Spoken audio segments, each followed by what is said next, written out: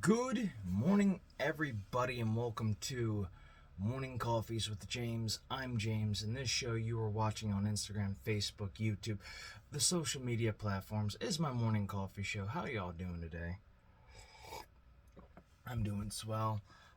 Today is Wednesday, the 12th of October, and I gotta go play some horror games and see some horror movies and all that stuff and all the spooky dooky stuff out there. So what are we talking about today? Well, I want to talk about Doomcock, and for those who don't follow this whole culture war and stuff like that, and are not ingrained into it like I am, and for those who do know, Doomcock is a YouTuber who does basically his whole shtick is that he is a supervillain who's trying to save pop culture, and he will be the future ruler of Earth. I've subscribed to him. I've given him $6, and yes, and that means I become a supervillain. I know it's doesn't mean anything, but at least I get the title. So, and I enjoy his work. His work is kind of the mix of a little bit of like early Doctor Who, a little bit of that British science fiction show where it's like a little cheap, but there's a charm to it. He has his partners with him, Harvey Cthulhu, the Skull of Kamdara, and a supercomputer but they all want to take over the world or destroy it in some way or fashion. So, anyhow, basically what his show is he basically, breaks down pop culture, basically is trying to protect pop culture, usually criticizing the wokeness in media nowadays and the apparent,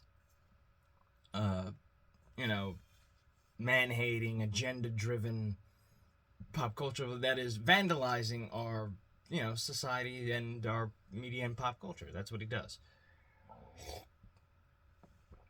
He's taken on Star Wars, he's taken on Star Trek, he's taken on a lot of things, but he's done it with some respect and dignity. Now, I've said this before because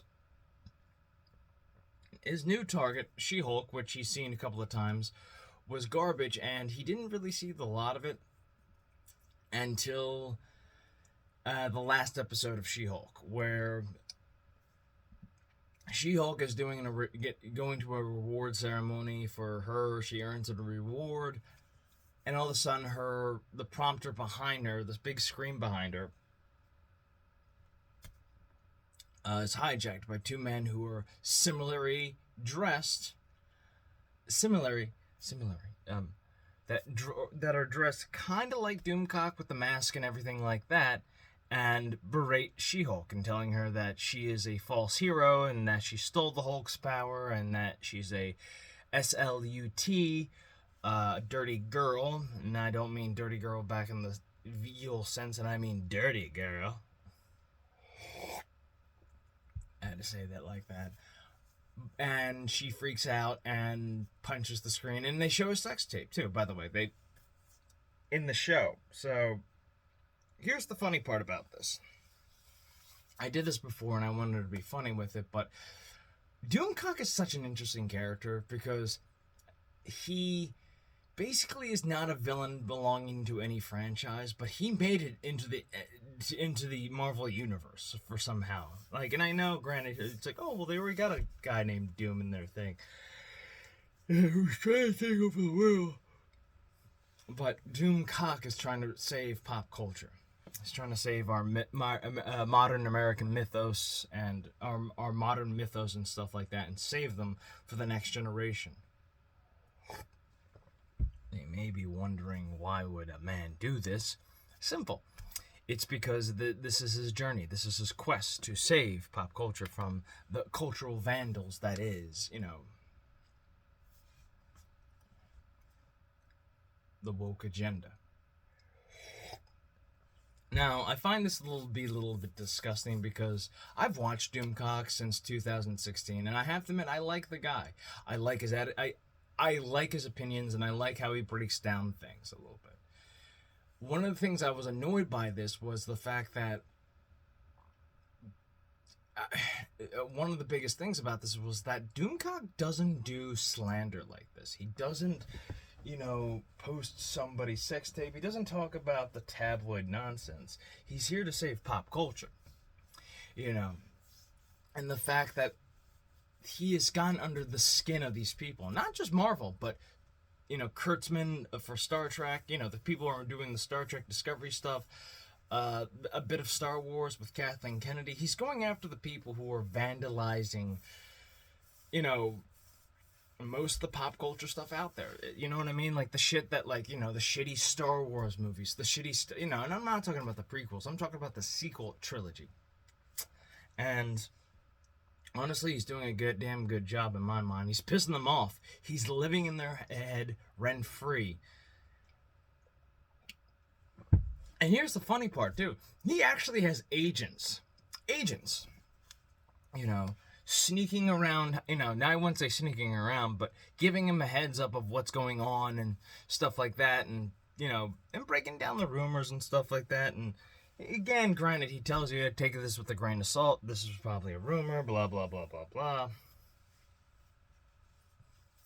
So, yeah, he's a legit supervillain. So, not a super legit, but like a legit enough to be like, hey, I'm gonna stop your bullshit. And I like it. And the fact that, but here's the thing though, he doesn't care about,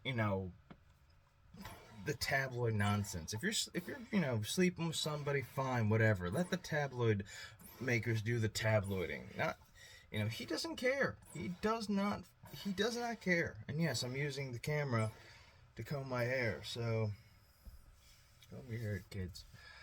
So yeah, he doesn't really give a shit about that. He cares about pop culture, and the fact that they use this as a way to be like, this is what he's like, as a projection of what they think he's like, and the fact that they actually have characters that look like him and sound like him with the mask and everything, it's kind of disgusting. I think it's kind of rude, and it's kind of, first of all, I gotta give him balls, because he actually made it into the MCU. He became the first outside villain to become part of the MCU.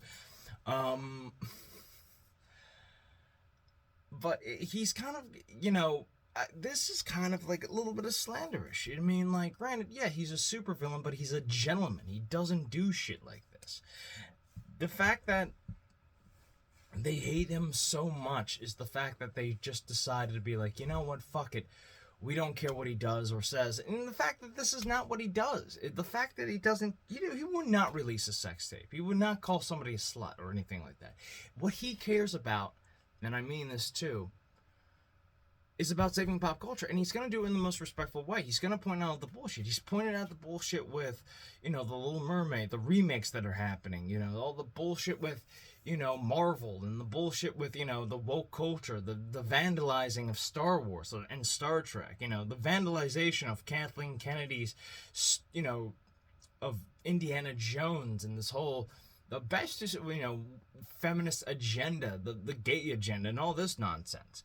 And you know what, something? He does it in the most respectful way ever. And a lot of people don't give him, a lot of people think that he's just another troll. In a sense, he is, but the fact that they can't touch him, and the fact that they can't put a face on him. He has no face. He has no allegiance to any kind of franchise, only to the pop culture, only to the nerdom, only to the fandom. And that's what's pissing them off. And the fact that, they have to, degrade, belittle him in a sense. To be like, he was a slanderous, and he's showing a sex tape with She-Hulk, and it's like, first of all,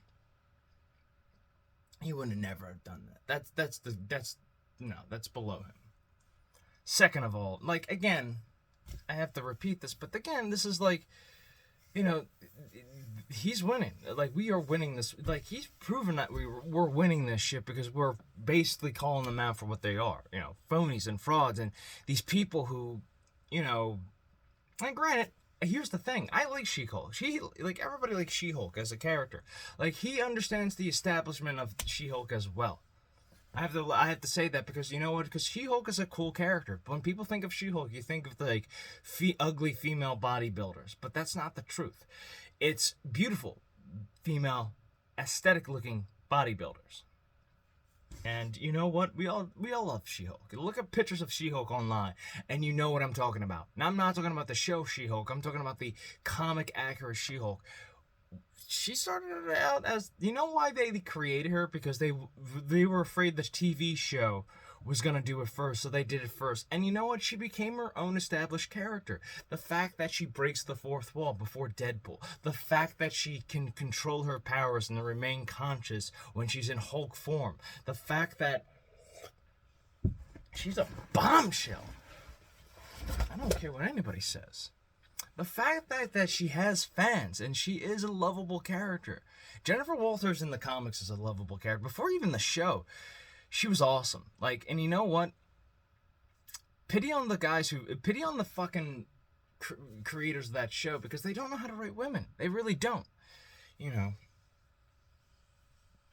Honestly, it fucking bugs the shit out of me. You have people in Hollywood who are comic book fans who are not writing this stuff, and you decided... I don't know what's going on with Kevin Feige. I think he's a male feminist. I don't care. I mean, granted, the MCU fell apart right after fucking... and after Infinity War. I think the drop-off for me was not even Infinity War or Endgame. It was... Let me think. Captain Marvel. Like, you could tell this was, like, the peak end of this, and this was, like, all the way... It was going to be the downfall of Marvel. Like, that... The humor, the fucking overt feminist bullshit in the movie. Which, honestly, if they really wanted to do if they really wanted to make a 90s comic book movie, go for it. And I say, take a look at the ones that failed in the 90s, especially the female empowerment ones. Take a look at them and see what they should have done differently. But no, they didn't. They keep blaming you. They keep blaming me. They hate you. They basically hate anybody who likes this stuff. And that's the funny part. It's not the fact that they always like this. It's because now that their toys have become popular, they've taken away our toys and decided to say, hey, you know what? We don't know what we're doing with it, but we're going to do anything with it because it makes money. So, yeah. Okay, I think I went on a rant here. But bottom line... Yeah, Doomcock did nothing wrong. And also, I gotta say is that this is pathetic. So, with my final thoughts on this, I will say, guys at Marvel, guys at most of the people who are vandalizing our pop culture, grow a set of balls and actually hire people who know this shit, because you don't really know how to write this shit. So, take care, love you, bye-bye, and remember to stay awesome, and also, in the words of Doomcock, stay angry, my friend.